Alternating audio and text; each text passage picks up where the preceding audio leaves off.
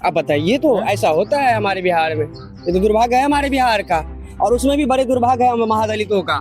जो हम महादलितों को पूछने वाला कोई नहीं, देखने वाला कोई नहीं, बस कागज की प्रक्रिया से देख लेते हैं। यहाँ कोई नजर उठाने के देखने के लिए थोड़े आते हैं यहाँ पर। हम लोग दिखाने वाले हैं, हम लोग। और आप लोग मीडिया वाले को तो मीडिया वाले को 100 बार सलाम करना इसलिए फर्ज बन जाता है, ये पब्लिक की बातों को। भारत में अनेकों राज्य हैं। हर एक राज्य अपने भाषा, सांस्कृतिक धरोहरों के लिए पूरे दुनिया में विख्यात है। कदम कदम पर जो है कल्चर बदल जाता है, वहाँ की सांस्कृतिक बदल जाता है, भाषाएं बदल जाती है। और इस समाज ने इस समाज को इस कदर बदल के रखा है कि आज़ादी के 70 साल बीत गए, फिर भी एक ऐसा समाज जो है अभी तक इस समाज के बराबरी, बाकी समाज की बराबरी नहीं कर पाए। कहिए तो अभी भी वो पिछड़ा रह चुका है। ग्राम सोलर लाइट योजना के तहत हर एक गांव में जो है, हर एक गांव के वार्ड में जो है सोलर लाइट का लगाया गया, हर एक बिजली के खंभे पर। ये दलित बस्ती है। इस दलित बस्ती में जो है महज 2 ठो लाइट लगाया गया है। जो सरकारी जो कर्मी है उनके द्वारा बताया जा रहा है कि हर वार्ड में जो है 10 ठो लाइट का लगाना है बिजली के खंभे पर, मगर यहाँ पर जो है सिर्फ 2 लाइट लगाया गया है। इसी चीज के लेकर जो है हम यहाँ के जो मेन ऑफिस है, मैं इनसे बातें करूंगा और आप लोगों को भी जानकारी दूंगा, और यहाँ के लोगों से भी बात करके बताऊंगा आप लोगों को कि क्या मतलब ये नाइंसाफी हो रहा है।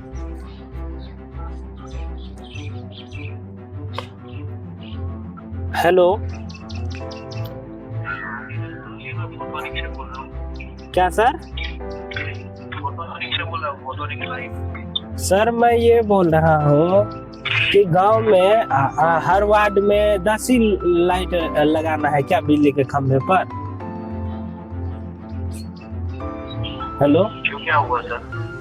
सर ये महादलित बस्ती है, इस दलित बस्ती में महज 2 ठो लाइट लगाया गया है। हेलो, मैं पूछ के बताता हूँ आपको। लोना दक्षिणी पंचायत से मैं बोल रहा हूँ, और इस दलित बस्ती में महज 2 ठो सोलर लाइट लगाया गया है। ऐसा क्यों सर? तो अभी आगे पूछना पड़ेगा मुझे सर। किससे आप लोग पूछते हैं? मैं आपको 2-4 दिन पहले भी कॉल किया था, आप बता ही नहीं रहे हैं। किया था सर कॉल? कौन सी तारीख को किया था? 2-4 दिन पहले मैं आपको कॉल किया था, शायद से मुझे याद नहीं है, लेकिन मैं आपको कॉल किया था। कौन से वार्ड नंबर से बोल रहे हो? मैं अभी 8 नंबर वार्ड से बोल रहा हूँ। कम से कम आंकड़ा भी बता दीजिए ना कि मतलब कितना लाइट दिया गया है सरकारी संस्था से। मैं सर अभी पूछना पड़ेगा आगे सर। आप किससे पूछ रहे हैं? उनका नंबर ही दे दीजिए, मैं खुद ही बात कर लूंगा। नहीं सर, ऐसा नंबर थोड़ी दे सकते हैं। अब नंबर भी नहीं दे सकते हैं, आप बता भी नहीं पा रहे हैं। अरे सर मैं बोला था सर, पूछ के बताता हूँ आपको। कब तक आप बताइएगा? आप बताता हूँ तो मैं।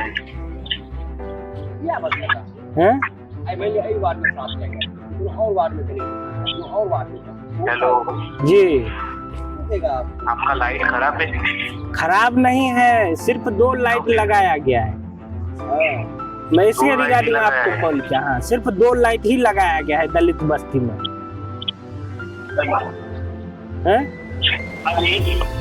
मतलब 2 बस्ती में सिर्फ मतलब 2 लाइट लगाने से क्या रोशनी कायम हो सकता है क्या? कहाँ से बात कर रहे हैं आप? हम वार्ड नंबर 8 से बोल रहे हैं। कौन पंचायत? लोना दक्षिणी पंचायत से। कौन प्रखंड पड़ता है? झंझारपुर प्रखंड। झंझारपुर में? हाँ। तो जाके मुखिया जी से मिलिए ना। मुखिया जी से मिलना पड़ेगा? हाँ, मुखिया जी से मिली ना, वो उनके उधर लाइन लगता है। तो हेल्पलाइन नंबर पे हम बात करेंगे ना। अरे हेल्पलाइन नंबर पे ये खराब होते समय पे हेल्पलाइन नंबर है। मुखिया जी को बोलिए कि इधर मेरे घर के सामने टींगा है, तो टींगाएगा वो। ये मुखिया जी का अधीन है, आपको कॉल नहीं करना है? नहीं करना है, यदि वो खराब होता है तो ही मेरे को फोन करना है। अच्छा, खराब होगा तभी कॉल करेंगे? हाँ। अच्छा जी, ठीक है चलिए। जाके मुखिया जी को बोलिए मेरे घर के सामने टींगा है, वो टींगेगा तो टींगेगा। हाँ हाँ, चलिए ठीक है, खराब होगा तब हम कॉल करेंगे आपको, ठीक है।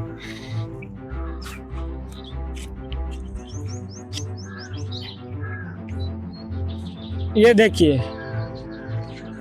ये जो है सोलर पैनल पर जो नंबर दिया गया है, खराब होगा तब जाकर जो है हमें कॉल करना है।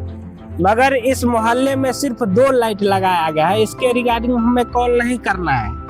क्या लगता है 2 लाइट में जो है आपका मतलब रोशनी कायम हो सकता है, पूरा मोहल्ला जगमगा सकता है? 2 लाइट में इतने बड़े बस्ती में कैसे होगा? जब आपका 10 लाइट का प्रावधान है एक वार्ड में, तो आप तो 10 की 10 लगाइए ना। आपके सामने अभी बात करें हैं ना हम, क्या बोला गया कि मतलब अगर लाइट खराब होता है तभी कॉल कीजिए, नहीं तो मुखिया जी को कॉल कीजिए। अब पीछे से क्या सिस्टम लगा हुआ है, क्या प्रावधान है, वो तो हम लोग को नहीं पता है। हम लोग को तो ये इतना पता है कि भैया 10 सोलर लाइट लगना है तो 10 सोलर लाइट लगना है। अब आप 2 लगा के अपने काम चला रहे हो तो चलो, 2 से अगर प्रकाश हो जाएगा तो ऐसे भी बिजली लगा हुआ है, तो जरूरत ही नहीं पड़ेगा इनका। अगर है तो 10 के 10 होना चाहिए, नहीं तो 1-2 से क्या होने वाला है अभी बताइए। मुखिया जी को वोट नहीं देते हैं आप? मुखिया जी को वोट दिए तभी तो मुखिया जी बने। मुखिया जी ऐसे काम करेगा, वोट देने से पहले थोड़े जान रहे हैं? नहीं जानते। कैसे जानेंगे किसी के बारे में कि ये आगे चल के ऐसा काम करेगा? अब क्या बताऊं आपको कि अगर यहाँ तो हर जगह पैसे वसूली किए जाते हैं। इंदिरा जो प्रधानमंत्री आवास योजना आता है, उनमें भी सुनता हूँ बहुत सारे बातें कि लिखने की 500 रुपया लेता है। फिर जितने किस्त आपको 3 किस्त में पैसे मिलते हैं, उनमें भी कुछ ना कुछ पैसे ले ही लेते हैं। तो हर जगह तो पैसे की कीड़े फड़े हुए हैं बिहार में। तो क्या कहें, एक वार्ड का एक पंचायत है तो पूरे बिहार का यही हाल है। क्यों लेता है आप? वो उस पर तो सिर्फ आपका हक है ना, उसका हकदार तो आप ही हैं। वो तो करता धरता है उस चीज का, उनको आप चिन्हित करके जो है अपना आवाज बनाने के लिए उनको रखे हैं। अब आपको बताऊं मैं, हाँ, 9 दू तो काम नहीं होगा, 2 तो काम नहीं होगा। यहाँ सिर्फ काम करने वाले को चाहिए अलग से, तभी कोई काम हो सकता है। लोग क्या करेगा, हुजूम में तो लगे हुए हैं सब। ईमानदार कोई है यहाँ तक? न वार्ड, न मुखिया, न कोई ऑफिसर। आप तो देख लो पूरा बिहार का यही हाल है, जमीन से आसमान तक में बिल्कुल बिचौलिया बस भरा पड़ा हुआ है। तो आप मुखिया जी से पैसा लेते होंगे? मुखिया जी से पैसे कैसे लेंगे? अब वोट का इलेक्शन काम तो कीजिए।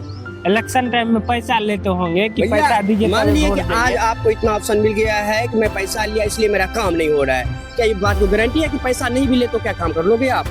ये तो गजब का बात बोला है। अगर पैसा अगर नहीं भी ले तो ये इसका भी गारंटी नहीं है कि सच में मतलब काम होगा या नहीं। भैया जो करोड़ों खर्चा करता है आपको सीट पाने के लिए, मुखिया की जगह जाने के लिए, वार्ड भी बनने के लिए, उसमें भी कुछ न कुछ खर्चे करते हैं। तो आप बताइए कि करोड़ों रुपया खर्चा कोई ऐसे क्यों कर देगा?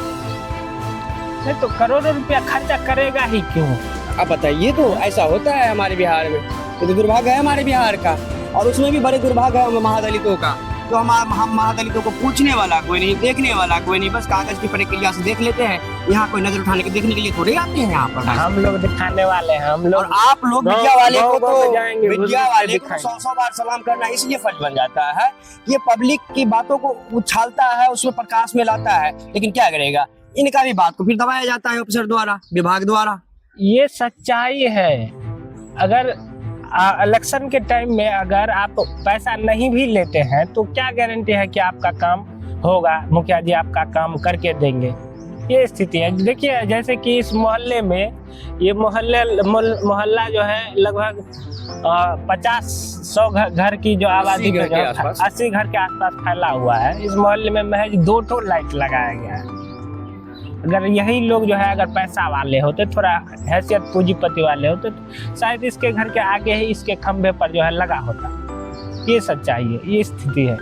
अब देखिए गांव में जो है, ये जो मोहल्ला है ये मुख्य सड़क है। इस बस्ती के जितने भी ग्रामीण हैं, लोग हैं, सीधे से सड़क पे ये लोग जाते हैं। और इस सड़क का हाल आप कितना बदहाल। और बताऊं सर एक बात आपको कि हमारे महादलित बस्ती को तो वैसे भी कोई नहीं देखता है, तभी तो ये हाल हुआ है। बस यहाँ तो आवास योजना और ये जो बोलता है अंत्योदय, ये सब जो छोटे छोटे चीज होते हैं, इसमें तो सब सक्रिय रहता है। ठीक है, अभी आप चलिए बगल में इसी वार्ड में एक टावर बना हुआ है जल नल योजना से, साथ निश्चय योजना से, जिसका अनुरक्षक मैं खुद हूँ।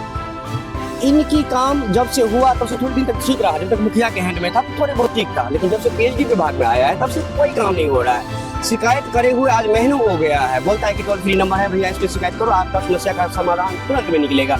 महीनों हो गया है, उल्टा दबाव बनाया हम पर। बहुत सारे प्रॉब्लम दिखाए, इतने सारे कंप्लेन करने के बाद भी कुछ नहीं होने वाला, तो हर थक के बैठ गए। अब क्या करें, कहाँ जाएं कहने के लिए? आप टोल फ्री नंबर भी लाते हो, देते हो पब्लिक को, पब्लिक अपना समस्या सुनाता है, फिर भी आप उनका उपचार नहीं कर पाते हो। पब्लिक जाए कहाँ? जाएगा तो किसी की न किसी ऑफिसर के पास ही, जाएगा तो विभाग के ही पास ही। वहाँ भी ये समझा के बताया दिया जाता है कि आगे हम समझते हैं। उसको समझने में महीने 2 महीने क्या, साल 10 साल बीत जाते हैं। 7 साल 8 साल हो गया। 2019 में कम से कम लमसम ये टावर बना हुआ था, जो अभी तक सुचारू रूप से नहीं चला है। कभी कभी बीच बीच में चला, नहीं चला, कोई देखने वाला नहीं है, क्योंकि हम लोग महादलित जो है। क्यों नहीं जाते हो स्कूल? मम्मी नहीं जाने देता है। कहाँ है आपकी मम्मी? कौन सा अंगना में? आप स्कूल नहीं जाने देती हैं? देखिए, ये हैं छोटे छोटे बच्चे हैं, ये दलित समाज के बच्चे हैं, और इन लोगों का भविष्य आप देख सकते हैं। सबसे ज्यादा उत्पीड़न महादलित ही लोग होते हैं। इस समाज ने इस समाज को इस कदर बांट दिया है कि आज़ादी के 75-80 साल होने वाले हैं या फिर हो चुके हैं, अभी तक जो है इन लोगों का हाल ऐसा का ऐसा ही है जैसे पहले ही था। इन लोगों को कोई देखने वाला नहीं होता है। इस समाज ने इस समाज को जो है इस तरह करके जो खंडित कर दिया है कि अभी भी इन लोगों को एक समान रूप से देखने के लिए जो है आप लोगों को शायद से दूसरा जन्म लेना पड़ सकता है। बाबू, ओए, इधर आओ, इधर आओ, इधर आओ ना।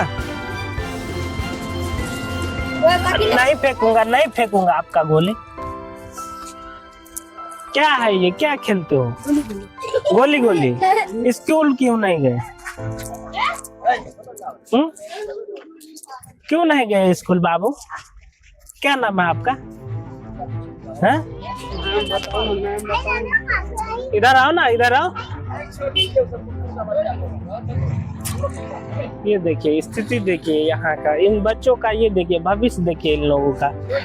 ये लोग स्कूल नहीं जाता है। कौन है पिताजी इन लोगों का? कोई है? नहीं, नहीं है क्या? ये लो, ये है इन लोगों का, इस बच्चों का भविष्य ये देख सकते हैं। कल को जो है यही बच्चा जो है जाकर दूसरे राज्यों में मजदूरी करेगा, रोना रोएगा कि हमारे साथ दुर्व्यवहार हो जा रहा है, मारा पीटा जा रहा है। तो ये स्थिति है। अगर यही इन लोगों को जो है शिक्षा के लिए प्रिपेयर किया जाए, स्कूल भेजे, इनके पेरेंट्स बच्चों को स्कूल भेजे, तो शायद से जो है इस देश का, इन बच्चों का जो भविष्य जो है और तकदीर जो है कुछ अलग ही होगा।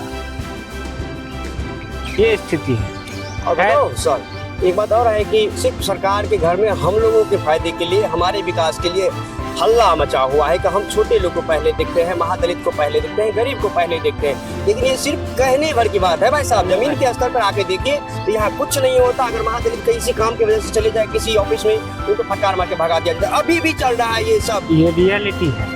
अभी भी कोई महादलित या कोई छोटे लोग बड़े ऑफिसर के पास खड़े हो नहीं सकते, जा नहीं सकते। बहुत सारे समस्या आते हैं, क्या करेगा ये, इनका कोई सुनने वाला नहीं। फटकार खाते खाते इसका उम्र बीत जाता है, मिट्टी में चले जाते हैं, इनका काम वैसे को वैसे पड़ा रह जाता है, क्योंकि हम महादलित जो है। अच्छा, क्या नाम है? हमारा नाम मुन्ना सदा है। मुन्ना सदा है। ये कितना वार्ड नंबर है, किस पंचायत में पड़ता है? हम लोना दक्षिण पंचायत में पड़ते हैं, हमारे 8 नंबर वार्ड है। आप जैसे लोगों की जरूरत है इस समाज को। आप लोग दबाने के लिए जो ऊपर खड़े हैं लोग, हम जैसे लोगों को दबाया जाता है भाई साहब। हमारे सुनते कहाँ है जो हम आगे बढ़ के कुछ कहें, कहीं लिख के दे। कौन लेगा हमारे आवेदन? कौन कहेगा कि भैया हमारे पास बोल, मैं तुम्हारा सुनता हूँ, मैं तुम्हारे काम कराऊंगा? कोई ऐसा है? किसी भी सरकार में ऐसा बना? नहीं बना। बोलता है कि आगे आओ, आगे जाते हैं तो फटकार मार के भगा दिया जाता है। कितने आगे जाए, कहाँ जाए? कहीं नहीं। हम लोग को कोई सुनने वाला नहीं है, महादलित को कोई नहीं सुनने वाला है। भगवान ही सुनता है इनका। सरकार ना जन्म लिया है ना लेगा इनको सुधारने के लिए, क्योंकि सब स्वार्थ में विलीन है। ये अपने समाज का एक शिक्षित व्यक्ति लगते हैं और इनको इस समाज का स्थिति के बारे में भली भांति पता है। मैं आप लोगों से हाथ जोड़कर विनती करता हूँ, प्लीज अपने बच्चों को पढ़ाइए। 2 वक्त का खाना कम खाइए, भूखे पेट सो जाइए प्लीज, मगर अपने बच्चों को पढ़ाइए। नहीं तो ये जो समाज है आपको जीने नहीं देगा। ये स्थिति है। इन चीजों से ये भाई साहब है भली भांति वाकिफ।